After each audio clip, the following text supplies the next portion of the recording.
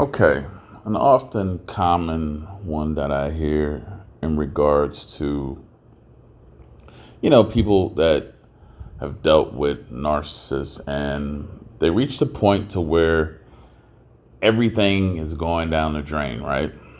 So you've already had major fallouts. You've kind of got a pretty good grasp of the situation and you know that you're dealing with something toxic and you don't really care about it anymore, the situation that you're in, but you do kind of want to work it out because of everything you put in. And that's what I found most with people, is that a lot of what keeps them there in a situation is all of the time and effort that they put into something. And you just don't want to throw that away so often, so easily. But there comes some times when people have, you know, been in these situations to where it's like enough is enough. And then you're ready for that ending. You're ready for that closure.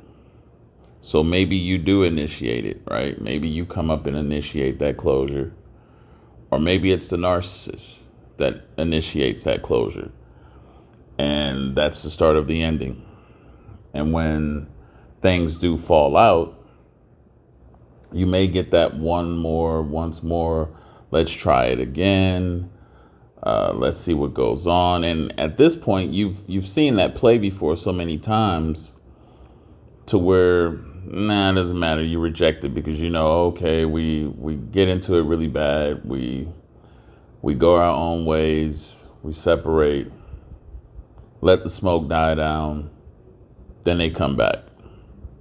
Or you'll get really mad. You don't want to be bothered with them. It's quiet for maybe a week or so. Emotions cool down. And then they come back. And reconcile. And it's the same cycle repeating itself over and over again. But, okay, what about the time when that doesn't happen? Major fallout. This is it. Narcissist goes their way, you go your way. Or maybe you were a ghost, or some of you do find the courage and muster up the courage to be the first one to leave and move forward. And it's been over the typical usual time that they usually pop up again. You're not getting the calls. You're not getting, the hoovers. You're not getting that, anything. And this is where I say for people, you have to be aware of your own emotions and ego at this point. Because a lot of what wants to draw you back in and a lot of what wants you to hear from or hear back from the narcissist is to validate your value, to validate your self-worth and your meaning to that person, right? Because as I said, it does just that. It validates your importance. Did they appreciate you? Did everything you did, was it recognized and something that would make one feel sorry to lose, right? To regret losing. Our ego wants to kind of feel that as well. If you're not aware of that and the narcissist goes on and a week goes by when usually they would reach out, then we're at 2 weeks, still nothing. We had 3 weeks, still nothing. And it's like, it can only, because this happens in your brain, right? In your mind, at least. You're thinking, what's going on this time? That's odd. They've usually reached out by now. Such an important thing to analyze and realize, because this is what starts the ruminating for a lot of you once it's past a month, it's past 2 months. This is where some of you go into following up and looking at them and trying to see what's going on with them. right? Because they broke that pattern of doing the same thing that you got accustomed to, that you expected, right? Well, sometimes the reason for no hoover from a narcissist is because a narcissist knows when something has ran its course, when something's not going to be able to produce the same amount of,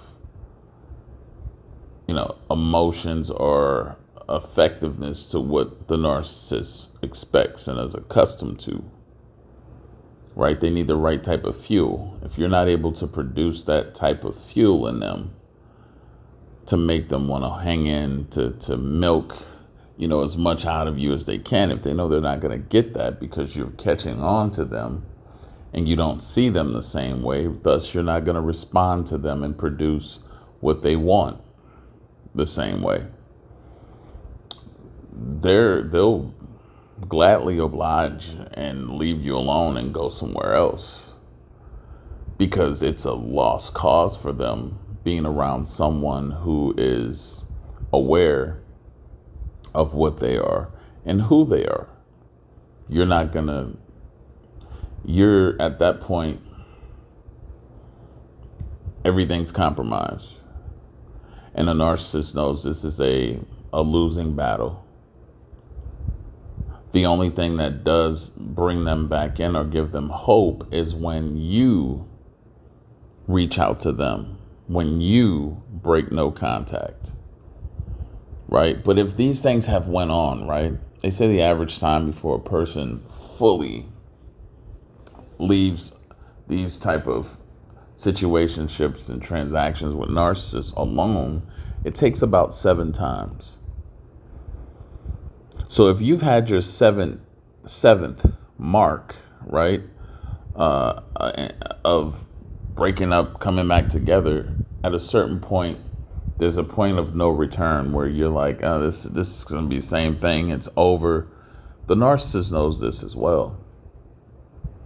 They know the time frame, and they know if they've went through some of these major fallouts, it's been over 7 times. They know it's only a matter of time before, in their mind, you're going to move on and get somebody, or you're going to be pulling their string, faking, while you're, trying to replenish or replace them at least with someone else. And remember, like I said in my other videos, they have to be the ones to do the replacing first. They have to be the ones to get over you first.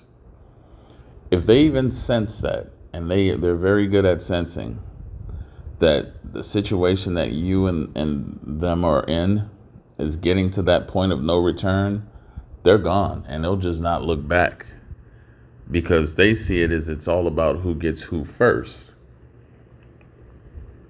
And they're going to make sure that they move on first before you move on, and they have to deal with that situation of seeing it makes them feel defeated and conquered.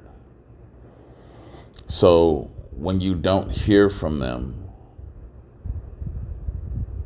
I venture to say 90% of the time, it's because they're already engaged in developing and interacting with a new supply. And they're fully engaged in that situation, fully invested in that situation. And they can care less about what you all had. And some of you all often say, well, why? If everything was real and they say they cared and all this, and they were crying and begging me back before, what's changed to where they can move on so easily? Well, everything has an expiration date. And that expiration date was approaching very quickly, and they saw it. They can move on because they can see no use in you anymore. Once that's over and they don't see a use or a pathway to victory or being able to control and manipulate you still, there is nothing left to stick around for. They can't even have those same feelings for you anymore. So they'd rather move forward, get engaged in another situation that's going to produce where that individual is going to see them from a clean slate and, you know, have the same excitement and, you know, feelings that new emotion that a person feels for someone is what a narcissist craves, right? It's very stimulating to them. They're not going to want to stick in with you when they can go get that fresh start somewhere else and not have to deal with all of the bad past things that, you know, happen between you and them. Very, very easy decision for a narcissist in that regards. And they won't hoover.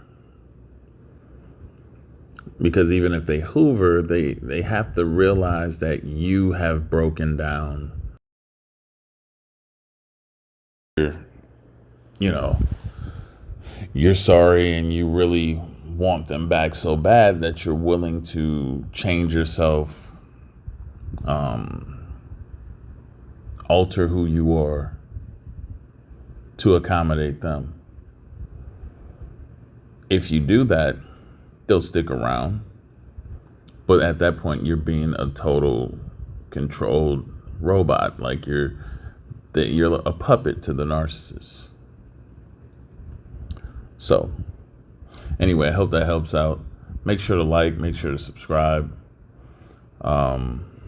Any one-on-one consultation requests, just shoot me an email. It's in the description link box here. Shoot me an email, information on how to do that. Until next time, have a good one.